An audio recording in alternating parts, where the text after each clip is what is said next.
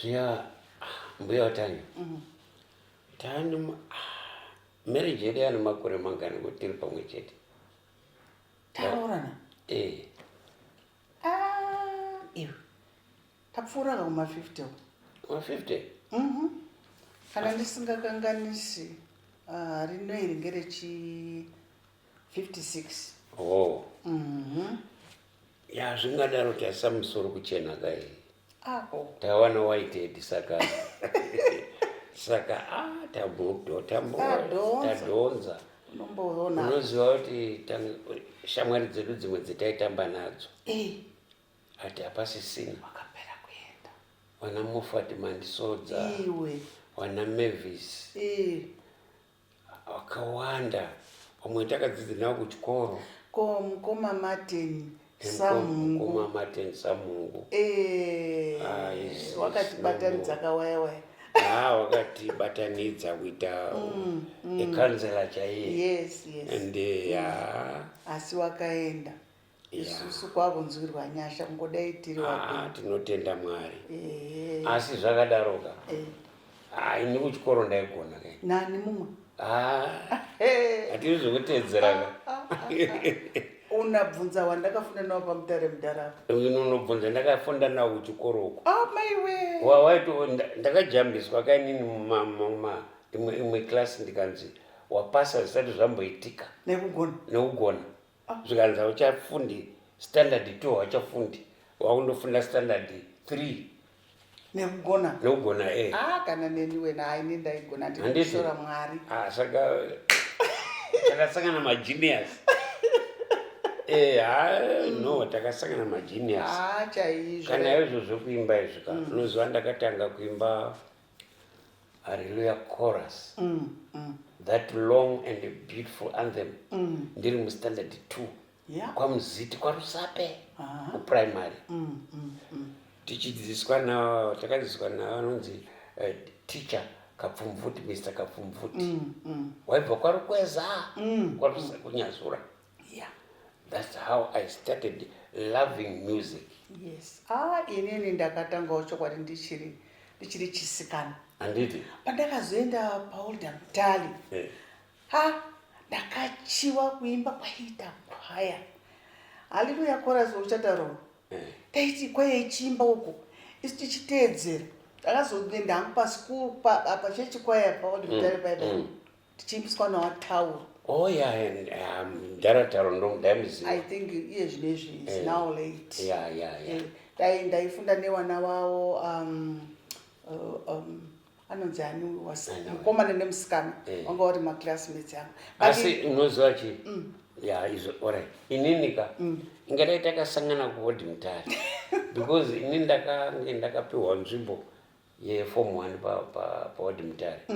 But unfortunately mudhara wangu wakashaya mari school fees. Ndosaka ndakazoenda kwaMutambara ndeta teacher training. Amene mimo. Inini ndakangozoti ndabva hangu pamutare mudhara paya. Anditi takazoona nere pamusika huku paya.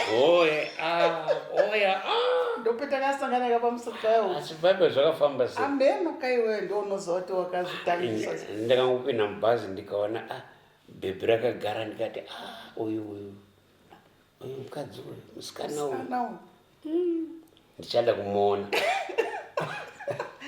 Ndope zvakabvira ndikoti svikei. Ndakati ndabvunza zita kati takuburuka mubhazi kuenda kuchikoro kuenda tasvika paboarding. Kati kunai munonzani? Masikana akarume makapusa ndininingi ndikati wadzva. Ndichingoti svikei. Tsamba. Keke. I love you ndokudai.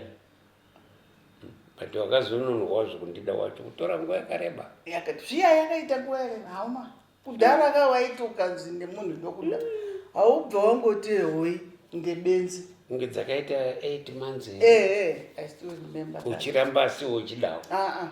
Unenge kuda kuona kuti munhu ari serious here. Ndiri serious. Can't you see me? You are here now. That's why you are here. I know. Anyway, above all this, Mwari wakanaka. Wakatinakira chokwadi. Wamwe vamwe vedu vakapera kufa, vamwe vana kutozotsarukana, vamwe vana kuroorwa kana kuroora vane marombe, but Mwari took us. Wamwe ukasangana nawo fanika tikaenda kumusha kwamutaro ukasangana nevamwe wawakafunda navo ukamutarisa kudai pane umwe wandakafunda naye ndakamuona nyakatsapa patakamboenda kurufu mukanwa muchine mazivo nondudze chokwadi kwakuti saka inini Mwari sure makandigonera tisadaro nekuti Mwari wari kutigonera chokwadi chokwadi. Anyway, that's why I love you, baby. Love you too. And imwe nyaya inondinakidza ngekuti tichiri kugona kuti kana tikataura nyaya so tinoita eye to eye. Of course. Wamwe hauchagoni kutarisana. Ede. How to say? Wamwe hauchagoni pakutarisana semurume nemukadzi kuti muchitaura muchiti madziso. And wamwe vanoita zvezvo zvekuti kana mukabhowana mangwanani do rave rakatsamwa nesusu Mwari wakatikomborera. Aiwa, kaBhaibheri rinoti kanzi usasvitse 24 wakatsamwa 24 hours kana kuti whole day wakatsamwa. Vanhu vese no one is perfect. Of course. And unofanirawo kudzidza kuti I'm sorry. Unoita here? Of course. Ndiwe witness ka. Aiwa, munoita henyu. Kafanika iwe handiti unotika kana ndichitaura shamwari dzangu ndikati wasikana, ndichitaura hangu wasikana vechidika ndikati ukange wakanganisana nababa akasakuti sorry like mangwanani aya kana anga asingambokuitiri cup of tea wakarara ukaona auya achiti pakazara mukana cup of tea ibva waziva kuti ndiyo sori yacho. Aiwa, izvo ndinogona, ndakapasa ndinogona. Ibva waziva ndiyo sori yacho wobva watoregerera because asi takadzisa wakawanda izvo. Of course. Wakuita wakomana wachidika vanozviita wakuzviita. Akambofonera mumwe ati maitiro here tima ine zvikanzi baba mukuru makava pachikoro chakanaka ari kumuka achindiitira tii ndikati iwe unoitawo zvikanzi tinoita zvijana anenge angozvifunga angotanga umuka kana angozvifunga omhanya cup of tea ndizvo ndo zvinosunga rudo. Of course. Ndosaka tichiri todaura machinamata kuti Mwari pasawani wati waramba wakatishingisa nekutisunga pamwe chete. Tinoziva kuti kune vamwe vanhu vanotogumbuka nezvatinoita izvi but never mind. God will fight for us. Mazwi ndeedu kashama. That's why taimbarwa kuti fear thou not. Nekuti Mwari anenge akatotichengeta achitidzivirira. Mwari pamwe vanozotipa chatikatadza kushandisa mazwi aya atakapiwa. No, ngoti chete tinotongoti izvo zvatakapiwawo izvo ndizvozvo toshandisa. Inini kunditi enda papulpit apo shumaira handigoni. So am I. Zvinoita wafundisa handigoni kana malayman. Asi mukanditi imba haiwa ndokumusha. Saka mudikani ngatingoramba takashinga tichingodaro Mwari vachitibatsira. Chokwadi. Mwari vachitibatsira. To the end. Aiwa. You are a good girl. Thank you. Kwenini? Goodbye. Akunoda uchinyara. Aiwa handichinya zera rangu rino ndichatsveruka. Uchanyara kuti boy. Mbuya watanyara. My boy, my girlfriend.